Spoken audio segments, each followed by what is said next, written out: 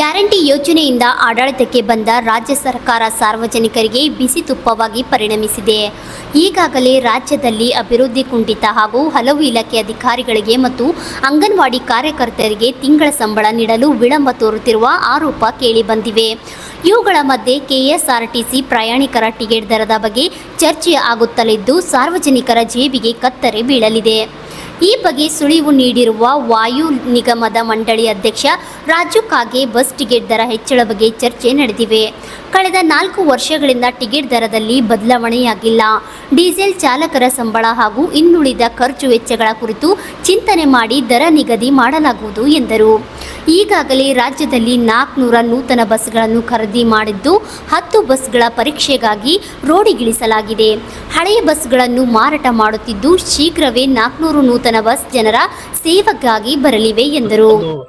ಹಂತಕ್ಕೆ ತರಬೇಕಲ್ಲ, ಎಲ್ಲರೂ ಡಿಸೈಲ್ ನಮ್ಮ ಪೇರ್ಪಾಲ್ಸ್ ಆಯಿಲ್ ಎಲ್ಲ ಹೆಚ್ಚಿಗೆ ಆಗಿದಾವೆ. 4-5 ವರ್ಷ ಇರ್ತದ. ಏನು ರೇಟ್ ಐತಲ್ಲ ಹಳೆ ರೇಟ್ ಐತಿ.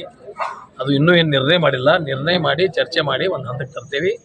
ಆದ್ರೂ ಈಗ ನಮ್ಮ ಶಕ್ತಿ ಯೋಜನೆಯಿಂದ ಭಾಳ ಲಾಭ ಬರ್ಲಾಗದಾವೆ. ನಿಮ್ಗೆ ಅದಕ್ಕೆ ದುಡ್ಡು ಹೆಚ್ಚಿಗೆ ಬರ್ಲಾದೈತಿ. ಅದರಿಂದ ನಾವು ಸ್ವಲ್ಪ ಹಂತಕ್ಕೆ ತಲುಪಿದ್ದೀವಿ.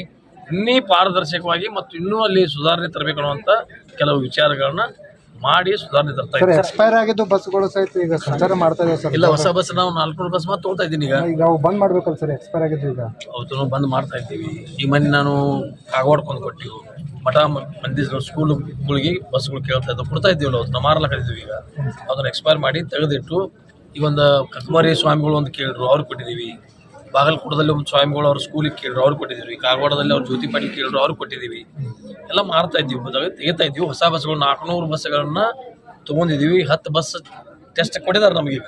ನಿನ್ನೆ ಮುಗಿತದ್ರ ಒಂದು ತಿಂಗಳು. ನೀವು ಅದನ್ನು ಓಡಿಸಿ ನೋಡ್ಬೇಕು. ನಾವು 10 ಬಸ್ ಓಡಿಸಿ ನೋಡಿದಾಗ ಸರಿ ಅನಿಸ್ತಂದ್ರೆ ಮತ್ತೆ 400 ಬಸ್ಗೆ ನಾವು ಆರ್ಡರ್ ಕೊಡಬೇಕು. 400 ಬಸ್ಗೆ ನಾಳೆ ನಾವು ಆರ್ಡರ್ ಕೊಡ್ತೀವಿ. ಒಂದು ತಿಂಗಳಿನಲ್ಲಿ 400 ಬಸ್ ನಮಗೆ ವಾಯವ್ಯ ಕರ್ನಾಟಕ ಬಂದ ನಂತರ ಒಂದೊಂದು ಡೆಪೋಗೆ 20 ಬಸ್ಗಳು ಹೊಸ ಬಸ್ ಕೊಡ್ತೀವಿ. Shashidhar Kokkatnur, RJ32 news, Chikkodi.